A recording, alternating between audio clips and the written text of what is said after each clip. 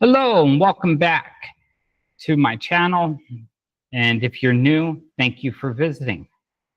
So I'm going to be talking about meditation today and kind of giving you a little bit of insight about meditation if you're not used to meditating. So there are really three types of meditation that most people will refer to, which is mindfulness, guided, and then deep meditation. If we look at mindfulness, it's about being present, being in the moment so deeply that you're not paying attention to anything else but that what you're doing in that moment.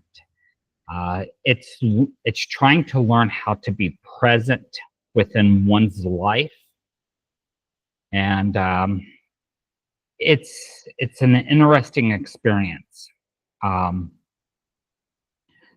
This is the best way that I can explain it. It's basically when you go to sweep a floor that you're so present that you're feeling how the broom handle feels in your hand and how it's moving in your hand, how you're paying attention and hearing the broom, the bristles of the broom as it moves across the floor. You're paying attention and seeing the dirt on the floor and moving that dirt. You're it's like you're so in tune to what you're doing. You're feeling everything. You're capturing every aspect of that. You're not paying attention, hearing the noises that are going on around you as far as people talking, the radio. You're so entwined with that. That's the only thing you're hearing, feeling, and seeing. And it's just like you become united with that which you're doing. And that's primarily the goal of mindfulness, is to be present in that moment so deeply that you're intertwined with it. And this kind of will take you into either Buddhism practice mindfulness a lot, and Taoism practices mindfulness a lot. They don't, in Taoism, they don't call it mindfulness. It's almost what they call is what the way, where you're just so intertwined with what you're doing, there's nothing else. And it's a beautiful place to be. It's a very peaceful place, and it's something that everyone should practice within their lives when they're doing things, washing dishes, cleaning their home, walking, being with someone. These things, it makes a big difference, I should say, because what is happening is you're actually becoming a part of what's going on, and you're deeply intertwined. And if someone can feel that deepness of an intertwinement with them at that moment, you're telling them basically that you care about them, they mean something, you love them, and that does matter. Excuse me. When we get into guided meditation, and guided meditation can be good and bad. So I'll talk about the good portion of it. If you don't know how to meditate and you're trying to start practicing meditation, guided meditation can be wonderful for beginners because it's someone who's walking you through to get you to a place. And sometimes that instruction can be a great advantage for you to have a meditation experience. The negative and the drawback of guided meditation is if their vibration or their energy is not in a good place because of they're dealing with personal issues, they're just not in the mood for the day, it can be delivered to you and disrupt the guided meditation where it's not the best experience. It can become unenjoyable because you're taking on their negative energy.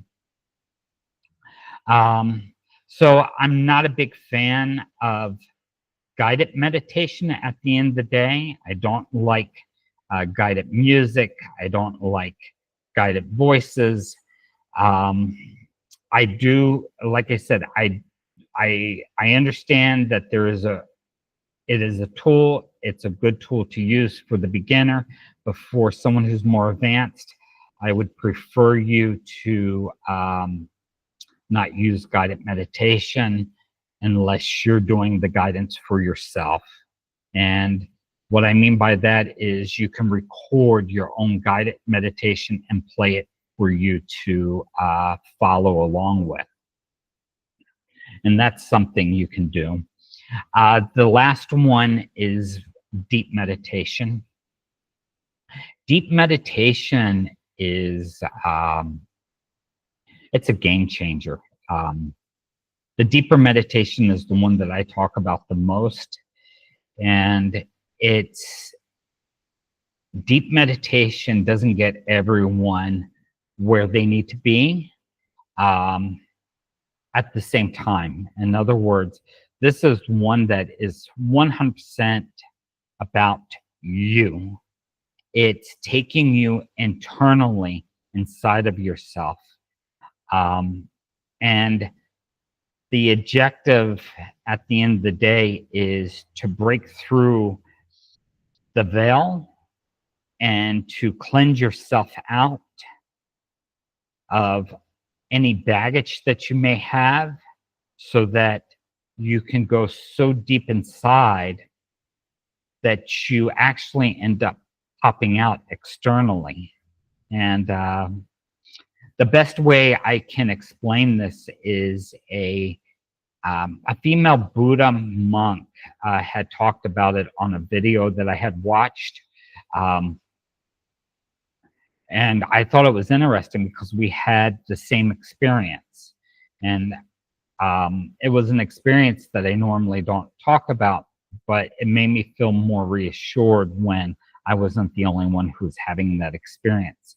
I went so deep inside that it's almost like you hit that core of yourself, but you can't stay around it very long. It's buzzing, it's filled with energy, it constantly tries to push you out, away. And that when I hit that space, it bounced me out, and I was looking at the earth, and I could hear it vibrating, and the roaring of it, and